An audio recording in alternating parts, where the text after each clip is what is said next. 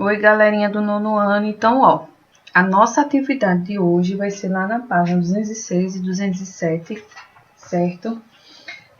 A leitura desse texto, 12.964, conhecida como Marco Civil da Internet. Então, antes de ver esse vídeo, você deve ter visto a explicação do slide, certo? E aí, esse texto, você vai... Eu li uma parte dele, mas você vai ver as outras partes dele.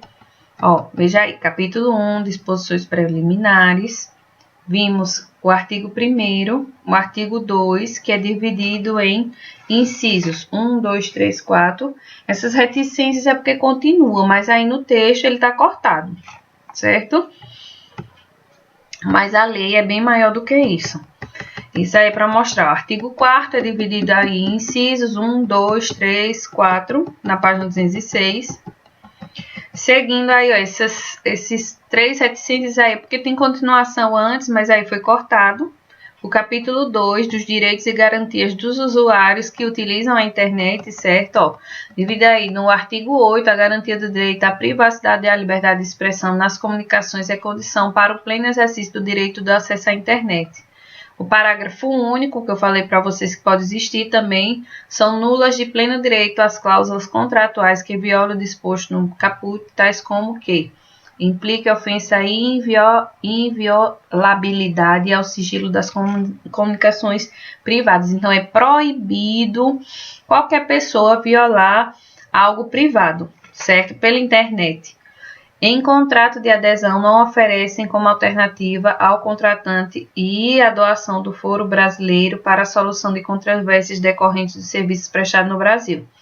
Então, um exemplo, como a gente está usando a internet muito agora e ela está dando vários problemas, meu provedor, em exemplo, está dando vários problemas, ele não está me dando alternativa de melhora. Mas aí depois se resolve, né? E aí, capítulo 3, é melhor assim com ela do que sem nada, né?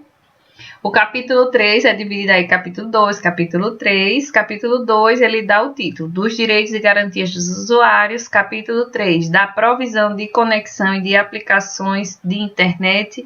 Então, esse capítulo é dividido em seção. Aqui, ó. Veja as reticências, porque ele vem dizendo algo antes. Mas aí o texto nosso do livro, ele cortou. E é mais viável a gente ver dessa maneira aí, porque ele queria mostrar. Nessa seção 3, é da responsabilidade por danos decorrentes de conteúdo gerado por terceiros. Então, como eu falei para vocês no vídeo da explicação do slide, eu utilizar a internet e outra pessoa me causar algum dano, certo? Por isso que ele diz aí causados por terceiros. E eu expliquei aí que o artigo 18, o artigo 19 e esse símbolozinho aqui é chamado de parágrafo. Parágrafo 1º que explica algumas coisas que está do artigo 19, é como se fosse uma continuidade, está explicando melhor, certo? É artigo 2, ou parágrafo 2, parágrafo 3, parágrafo 4, certo? E artigo 32.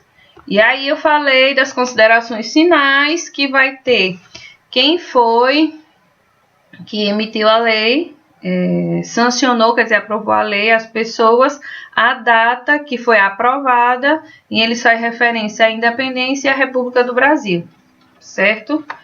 E aí ele dá o final onde está disponível uma página na internet do planalto.gov.br e o acesso foi desse texto para o livro de vocês foi 29 de outubro de 2018, certo? E aí, a nossa atividade de interpretação sobre esse texto em estudo para entender o texto, as hipóteses sobre os direitos dos usuários da internet levantados no box, o que vem a seguir. Esse box, quando eles falam, é essa partezinha aqui, ó, no início, o que vem a seguir. Aí ele pergunta, levantando as hipóteses do box, o que vem a seguir? Se confirma após a leitura da lei, comente com os colegas. Então, é como mais assim, será que o que tem na lei acontece realmente no nosso dia a dia? né? Vamos pensar um pouquinho. Hoje que a gente está precisando tanto da internet, será que é o que está acontecendo no nosso dia a dia? Releia o trecho inicial do Marco Civil da Internet, como eu expliquei a vocês. Número de lei, que é a epígrafe. Esse daqui a gente pode considerar a ementa, certo? A Presidente da República faça conhecer o Congresso Nacional, decrete e sanciona a seguinte lei, que é o preâmbulo, a gente pode chamar o preâmbulo. Aí, vocês não precisam copiar esse textinho, mas sim a pergunta segundo, a letra A, B e C. O que essa lei estabelece? Certo? Estabelece o quê? Os princípios, garantias, direitos e deveres para o uso da internet do Brasil. Quem decretou essa lei? Quem foi a Presidente da República? Qual foi a responsabilidade da Presidenta da República em relação à lei? Certo? Vocês vão responder diante esse contextozinho aí, essa partezinha do texto. Agora lê o trecho novamente do Estatuto da Criança e do Adolescente, que eu mostrei a vocês no slide, na explicação do slide. Aí você conhece esse estatuto? Você sabe do que se trata? Agora analise as informações apresentadas no trecho acima. Quando o Estatuto da Criança e do Adolescente foi sancionado, quer dizer, aprovado. Então, aqui, quando ele foi aprovado, é a data, certo? O que essa lei determina? Certo? Quem foi o responsável por aprová-la? Tá tudo aí nesse textinho. Compare os trechos dos textos apresentados nas atividades 2 e 3. Quer dizer, aqui no 2, sobre o direito da internet, e no 3, sobre o direito da criança e do adolescente. Certo? O que a primeira linha informa ao leitor? Qual é a função dos trechos em vermelho? O que caracteriza a linguagem dos trechos em vermelho? Você diria que a frase que vem depois do trecho em vermelho tem uma estrutura convencionada? Comente. E aí, gente, eu comentei isso lá no slide, mas isso aqui também, o texto, você pode usar do anote aí para responder o quarto, certo? E foi o que eu comentei lá no slide o slide no vídeo do slide. Então, o texto de uma lei possui uma estrutura fixa. A primeira parte desse texto é chamada de preliminar, que é aquela partezinha que está aí. A epígrafe indica o tipo de composição, certo? A ementa ou rúbrica apresenta a forma resumida e clara, que é o que está lá em vermelhinho. E o preâmbulo indica quem é a autoridade, quem sancionou, quem aprovou a lei, certo? Então, a epígrafe também pode ser o número da lei e a data, ok? Passando aí para a próxima, o quinto quesito, releia o artigo do primeiro Marco Civil da Internet e observe que, além de reforçar o objetivo dessa lei, ele determina como algumas instituições devem agir em relação a ela. Que instituições são essas? Então, você vai voltar lá no texto e vai ver quais são as instituições que devem agir corretamente em relação ao uso da internet. Nesse artigo, qual é o sentido da palavra matéria? Veja lá. Matéria não pode ser disciplina, né?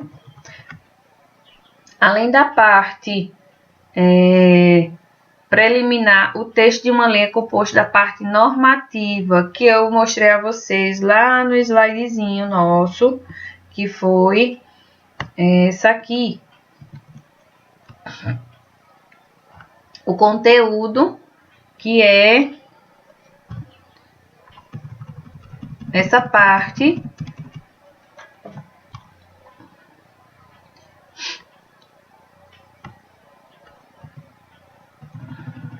conteúdo, que é essa parte aqui, ó. O que vem depois, capítulo 1, capítulo 2, certo? Então, conteúdo é o que a lei diz, certo? Aí, releia os artigos 2, o segundo e o quarto, certo? Você vai lá, volta, ó. Artigo 2 e o artigo 4º. Vai lá no texto, quem tiver o livro, ou nesse documento que eu estou disponibilizando. E diz qual é o tema de cada um desses artigos. Cada um diz algo a respeito. Observe que esses artigos são subdivididos em incisos, indicados por algarismos romanos. Então, veja que é 1, 2, 3, 4. Qual é a função dos incisos? E aí você vê também esse sexto, algumas respostas nesse quadrinho, anota aí. O capítulo 2 do Marco Civil da Internet, também conhecido como Constituição da Internet, trata dos direitos e das garantias dos usuários. Releia o trecho referente a esse capítulo e explique qual é a principal garantia estabelecida. Então, você vai voltar lá em cima e vai ver, ó, capítulo 2. O que é que pergunta sobre aí o capítulo 2, que é lá na página 207, certo? Depois, no oitavo, agora releia o trecho do capítulo 3, voltando lá no texto, capítulo 3, que é esse trecho aqui. Se tiver, gente, palavras que vocês tenham dificuldade no significado, vai ao dicionário. Eu vou deixar um link do dicionário online de português também, certo? Agora releia o trecho no capítulo 3. Explique com suas palavras o assunto sobre o qual discorre na seção 3. O que é que fala esse capítulo 3? De que fala? Você vai dizer isso aí, com suas palavras. O artigo 19 é dividido em 4 parágrafos, indicado com números em ordinal e com esse símbolozinho que eu mostrei que indica o parágrafo, que se lê parágrafo. No caderno, relaciona o parágrafo às afirmações sobre cada um deles. Você vai relacionar. O parágrafo 1 se refere a 1, 2, 3 ou 4. Relacionar é relacionar com o tracinho, certo? Passando o tracinho. 1, se for o 3, 2 no 1, 3 no 2, 4 no 4, certo? Você vai lá olhar. No nono, relê a parte final da lei e responda as questões. Quando a lei entrou em vigor, vê lá a data. Quais são os acontecimentos importantes da história do Brasil citados na parte final do texto? Tem 2 coisas que eu já citei, certo? Então, vai lá e olha, tá certo, gente? Essa é a explicação da nossa atividade. Espero que vocês tenham entendido que para se fazer são perguntas e respostas, certo? E me manda a foto lá no Google Classroom, tá bom? Então, até mais, até logo, gente.